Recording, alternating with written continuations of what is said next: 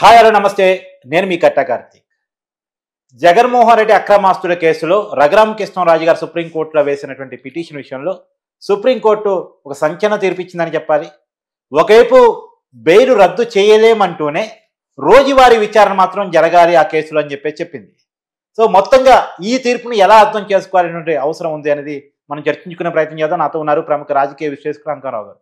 Sir నమస్కారం. Sir నమస్తే కట్టవారు. Sir ఈ తీర్పులో చాలా మిక్స్డ్ అంశాలు ఉన్నాయి. ఒకవైపు ఏమో బెయిల్ రద్దు చేయలేమని చెప్పేసింది, ఎందుకంటే అది అడగాల్సిన సిబిఐయో ఈడీయో అని చెప్పేసింది. ఇంకోవైపు రోజువారీ విచారణ జరగాలని చెప్పేసి అభిప్రాయపడింది. ఈ అభిప్రాయం కొత్త కాదు, గతంలో కూడా వ్యక్తం చేసింది. కానీ జగన్మోహన్ రెడ్డి గారి విషయంలో రోజువారీ విచారణ జరగటం లేదు. ఇప్పటికైనా ఈ అభిప్రాయం తర్వాత అయినా రోజువారీ విచారణ జరిగే అవకాశం ఉందా? ఇప్పుడు జగన్మోహన్ రెడ్డి విషయం కనుక మనం ఒకసారి తీసుకుంటా ఉంటే ప్రపంచంలోనే ఒక ఆర్థిక ఉగ్రవాదికి ఇన్ని సంవత్సరాలు వెలుసుబాటు ఎక్కడా లేదు. ఇది ఒకటి గమనించుకోవాలి. ఇంకా రెండోది, వాళ్ళు ఈరోజు న్యాయస్థానం ఇచ్చిన దాన్ని కనుక తీసుకుంటే మీరన్నట్టు ద్వంద్వ ప్రమాణాలు ఉన్నాయి దీంట్లో. అది మాత్రం కాదనలేని సత్యం. ఎందుకంటే అతను 5 సంవత్సరాలు అధికారంలో ఉండగా ముఖ్యమంత్రి అన్న ఒక దాన్ని అడ్డం పెట్టుకొని నేను అక్కడికి వస్తే ఇన్ని లక్షల కోట్ల రూపాయలు ఖర్చు అవుతుంది కాబట్టి నేను రాలేను అని చెప్పి 5 సంవత్సరాలు న్యాయస్థానం మెట్లెక్కల. అదే అంటే ఇప్పుడు మీరు చెప్పింది చాలా వ్యాలిడ్ పాయింట్. ఈ పాయింట్ కాడికి నేను వస్తున్నాను. వాస్తవానికి ఏ పదవిని చూపించి ఆయన అదే చెప్పబోతున్నాను నేను అన్నప్పుడు ఈ రోజు పదవి లేదు.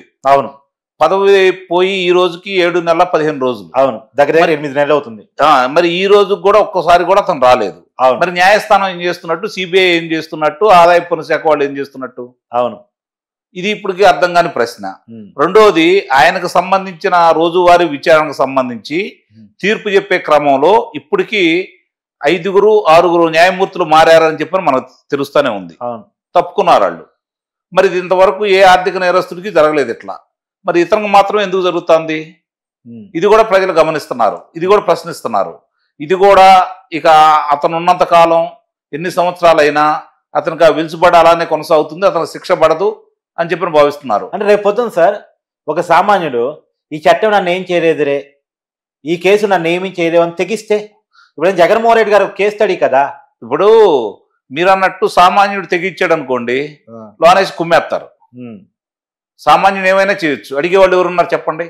ఈ రోజుకి చిన్న చిన్నది జేబు దొంగతనాలకు, లేకపోతే కూరగాయలు దొంగతనాలు చేసిన వాళ్ళకు, ఇలాంటి వాళ్ళు న్యాయవాదులను పెట్టుకునే స్తోమత లేని వాళ్ళు సంవత్సరాల తరబడి ఇంకా కారాగారంలోనే శిక్ష అనుభవిస్తారు. వచ్చే అవకాశం ఉన్నా తెలియక. రెండోది, ఆర్థిక స్తోమత లేని వాడు కూడా కొంతమంది ఇప్పటికీ కారాగారంలో మగ్గుతానే ఉన్నారు కదా. అవును. అంటే మరి దీన్ని బట్టి అర్థమవుతుంది ఏంటి? ఆర్థిక ఉగ్రవాది వాళ్ళు ఏమన్నారు గతంలో, ఉగ్రవాదుల కంటే ఆర్థిక నేరస్తులు చాలా ప్రమాదం అని చెప్పని ఇదే సుప్రీం న్యాయమూర్తులు మాట్లాడారు కదా. మీరు అన్నదాన్ని నేను కొనసాగింపు కూడా, ప్రత్యేకించి ప్రజాప్రతినిధిగా ఉన్న వాళ్ళైతే ఇంకా ప్రమాదం అన్నారు కదా. ఎందుకంటే వాళ్ళు ప్రజల ఆస్తులకి కస్టోడియన్గా ఉండాలి. అవును, కానీ వాళ్ళే దోపిడీ చేస్తే. ఇంకొక అంశం ఏంటంటే, ఏదైతే వెలుసుబాటు ఉందో దాన్ని అతను ఏమీ తప్పలేదు అని మాట్లాడుతున్నారు కదా, దానివల్ల ఏమైనా ఇబ్బంది జరిగిందని మాట్లాడుతున్నారు కదా. నిన్నగాక మొన్న అంటే మామూలుగా చిత్తూరు ఎస్పీ గారు సుబ్బారాయుడు గారిని ఏ విధంగా సంబోధించాడు, ఏ విధంగా బెదిరించాడు, దాన్ని ఏమంటారు? అవును, బెదిరింపు అంటారా లేదా? 7 సముద్రాల అవతల దాక్కున్నా కూడా నేను లాక్కొస్తానన్నాడు కదా. అవును, అది బెయిల్ కండిషన్స్ ఉల్లంఘనే కదా. అది. మళ్ళీ తర్వాత డౌట్, సిబిఐ ఈడీలో మీరు చెప్పాలి, ఎందుకంటే బీజేపీతో పొత్తులో ఉన్నారు కూటమి పార్టీలు. నాకు ఒక విషయం చెప్పండి. విజయసాయి రెడ్డికి రాజ్యసభ పదవి ఇచ్చాడు సహనిందితుడు, మోపిదేవి వెంకటరమణకి పదవి ఇచ్చాడు సహనిందితుడు, శ్రీలక్ష్మి పదవి ఇచ్చారు సహనిందితుడు. ఇవన్నీ బెయిల్ ఉల్లంఘనలు కావా? నిస్సందేహంగా. మరి సిబిఐ ఎందుకు వాదించదు? అదే పోయినసారి న్యాయస్థానానికి ఏం చెప్పింది? మీరేమంటారు అతను బెయిల్ గురించి అంటే మీ ఇష్టం అని చెప్పని అంది సిబిఐ. అంటే సిబిఐ స్వతంత్ర సంస్థ అని ఇప్పుడు దాకా మనం ప్రజలు భావిస్తా ఉన్నారు. లేదు, అది పంజరం చిలక అని చెప్పని ఇదే న్యాయస్థానం కూడా మాట్లాడింది కదా. పంజరంలో చిలక అని చెప్పని ఇదే న్యాయస్థానం మాట్లాడింది కదా. అంటే ఇప్పుడు న్యాయస్థానం ప్రశ్నించినయే, న్యాయస్థానం మాట్లాడిందే తిరిగి ఈ రోజు ప్రజలు ప్రశ్నిస్తున్నారు. న్యాయస్థానాన్ని మీరైనా నేనైనా అదే అడుగుతున్నాం. ఈ రోజు జరుగుతున్న వాస్తవాలు ఏంటి, జరుగుతున్న విషయాలు ఏంటి, ఆర్థిక నేరాలకు సంబంధించి పోని అతను ఆర్థిక నేరం చేయలేదనుకుంటే నిర్దోషాన్ని వదిలిపెట్టేసేయండి, గొడవంతా లేదు కదా. సార్ ఇంకొక డౌట్ కూడా ఇక్కడ, మీరు 2011లోనే 43,000 కోట్ల రూపాయలకు సంబంధించిన అక్రమాస్తులు సంపాదించాడని కేసులు పెట్టి దోషిగా నిర్దోషిగా తేల్చకపోతే మళ్ళీ అతను ముఖ్యమంత్రి కాగలిగాడు, మళ్ళీ ఎమ్మెల్యే కాగలిగాడు, అంతకుముందు ప్రతిపక్ష నాయకుడు కాగలిగాడు. అంటే మళ్ళీ పదే పదే ప్రజా జీవితంలోకి వచ్చి దోసుకుంటున్నట్టే అర్థం, అడ్డుకోలేకపోతున్నట్టే కదా. ఇప్పుడు మీరు వెలుసుబాటు ఇచ్చిన దానికి 5 సంవత్సరాల పరిపాలనలో ఆంధ్ర రాష్ట్రం ఏమైందో చూశారు కదా. ఎన్ని లక్షల కోట్ల రూపాయల దోపిడీ జరిగింది. అంటే సిబిఐ ఈడీ నిర్లక్ష్యం వల్ల సఫర్ అయింది ప్రజలు కదా. అవును. ఇప్పుడు దీనికి మూల్యం ఎవరు చెల్లించాలి? ఎవరు చెల్లించాలి ఈ మూల్యానికి? అవును. ఎవరిని బాధ్యులను చేయాలి? అవును. సిబిఐని చేయాలా, ఆదాయ పన్ను శాఖ వాళ్ళని చేయాలా, ఈడీని చేయాలా? అదే ఆదాయ పన్ను శాఖ అంటే వాళ్లే కదా. అంటే మీరు చెప్పేది ఐటీని, చెప్పేది ఎన్ఫోర్స్మెంట్ డైరెక్టరేట్. అదే వాళ్ళకి సంబంధించినంత వరకు ఈడీ వాళ్ళు, ఇప్పుడు ఆదాయ పన్ను శాఖకి సంబంధించిన వాళ్లే కదా వాళ్ళు కూడా. ముందు మిగులు ధనం ఎక్కడన్నా ఉంది దాన్ని పట్టుకుంటేనే కదా వాళ్ళు వచ్చేది. కాబట్టి ఇంతమంది ఇల్లు ఎవరు దీనికి బాధ్యత వహిస్తారు? 5 సంవత్సరాల అలా వ్యక్తులకి మీరు ఈరోజు రాజ్యాధికారం, మొన్న ఇతంది కేజ్రీవాల్కు సంబంధించిన దాని గురించి బెయిల్ ఇస్తే, ఇవరకు మంత్రి పదవి ఇస్తే దాని గురించి, తమిళనాడులో మంత్రి పదవి ఇస్తే దాని గురించి విమర్శించారు కదా. వెలుసుబాటు ఇవ్వంలోనే మీరు మంత్రి పదవి ఇస్తారా అని చెప్పని. డిఎంకే పార్టీకి సంబంధించింది. మరి ఈయనకి వెలుసుబాటు ఉండే కదా ముఖ్యమంత్రి అయింది. మరి దాని గురించి ప్రశ్నించరా? దాని గురించి మాట్లాడరా? అంటే ఏం జరుగుతుంది? ప్రజలకు మీరు అన్నట్టు, సామాన్యుడు దీన్ని చూసి మీరు అన్నట్టు వాళ్ళు ఇలా తయారవుతున్నారు కదా. ఈ రోజు ఆంధ్ర రాష్ట్రంలో, తెలుగు రాష్ట్రాల్లో ఒక మంచి సంచలన క్రైమ్ జరిగింది సార్. అతను చెప్పింది ఏంటంటే, నేను సినిమా చూసి ఇన్స్పైర్ అయ్యానని చెప్పి. అవును. ఇప్పుడు ఇంకో క్రైమ్ జరిగింది, ఏదో ఆర్థిక నేరం, అదేమో వేరే క్రైమ్, క్రిమినల్ క్రైమ్. ఇంకోటి ఆర్థిక నేరం, సివిల్ క్రైమ్ జరిగింది. నాకు జగనన్న రోల్ మోడల్ అంటాడు. ఇప్పుడు తప్పే ఉంది. ఇంకా ఇప్పుడు కొంతమంది, చాలా మంది కూడా ఏమనుకుంటున్నారంటే, వాళ్ళకి శిక్షలు పట్టలేదు కదా, మాకు మాత్రం ఎందుకు వేస్తారు, ముందుకు వాళ్ళకి శిక్ష చేయండి అని చెప్పి అంటున్నారు.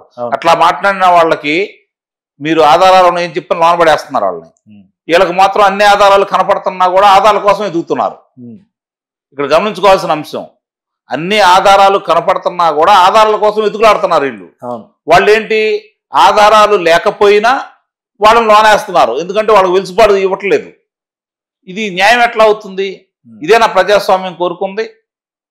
సార్, మీలాంటి విశ్లేషకు అనేక సార్లు అనేక మంది గొంతెత్తి మాట్లాడుతున్నా, రఘురామ కృష్ణరాజు గారు లాంటి వాళ్ళు పోరాటం చేస్తున్నా, జగన్మోహన్ రెడ్డి మాత్రం హ్యాపీగా రైట్ టేక్ తిరుగుతున్నాడు, ఎంజాయ్ చేస్తున్నాడు, అన్ని బాగానే ఉన్నాయి.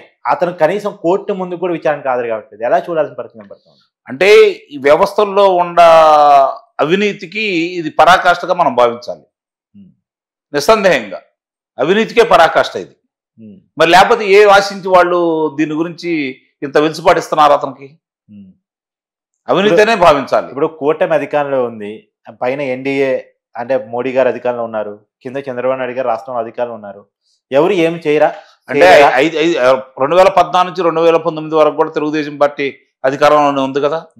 ఇది సిబిఐకి సంబంధించిందో లేకపోతే ఈడీకి సంబంధించిందో రాష్ట్రం ఏం చేస్తుంది, ఏం చేయదు కదా. దానికి సంబంధం ఏం లేదు కదా. మరి కేంద్రం చేయాలి కదా సార్, చేయట్లేదు కదా. అదే కదా ఇప్పుడు బాధ అందరిది. ఇప్పుడు నాకు తెలిసినంత వరకు భారతదేశ చరిత్రలో ఒక సిబిఐ సంబంధించిన వాళ్ళు ఒక నేరం ఫలానా అతను చేశాడని చెప్పి అభియోగం ఉన్న వ్యక్తిని అదుపులో తీసుకుందామని వెళ్ళి 3 రోజులు కాలయాపన చేసి రక్తహస్తాలతో ఎన్నుకొచ్చిన చరిత్ర కూడా సిబిఐకి దక్కింది కదా. అది కూడా అవినాష్ రెడ్డి విషయంలో, జగన్మోహన్ రెడ్డి తమ్ముడి విషయంలో ఎక్కడైనా వింత వింత సంఘటన మనకే జరుగుతూ ఉన్నాయి కదా. కాబట్టి దీన్ని బట్టి అర్థం చేసుకోవాలి. ప్రపంచంలో ఇది కేస్ స్టడీ. ఇవన్నీ నాకు తెలిసినంత వరకు కార్తీక్ గారు ఒకటి గుర్తుపెట్టుకోండి, ప్రపంచంలో ఒక రాజకీయ పార్టీ ఎలా ఉండకూడదు, ఒక నాయకుడు ఎలా ఉండకూడదు, లేకపోతే దీనికి సంబంధించినంత వరకు పార్టీ ఎలా ఉండకూడదు, దీని మీద గనక ఒక పార్టీ గ్రంథం అంటూ తీసుకొస్తే నిస్సందేహంగా వైఎస్ఆర్సీపీ పార్టీ గురించి ఉదాహరించాలి దాన్ని. అది మాత్రమేనా? ఒక వ్యక్తి ఎంత సంపాదించుకోవచ్చు, సంపాదించుకుని కూడా ఎలా తప్పించుకోవచ్చు కూడా దాంట్లోనే వస్తాయిగా ఇవన్నీ. అంతేనా? అంతే, నిస్సందేహంగా దాంట్లోనే వస్తాయి. Thank you sir.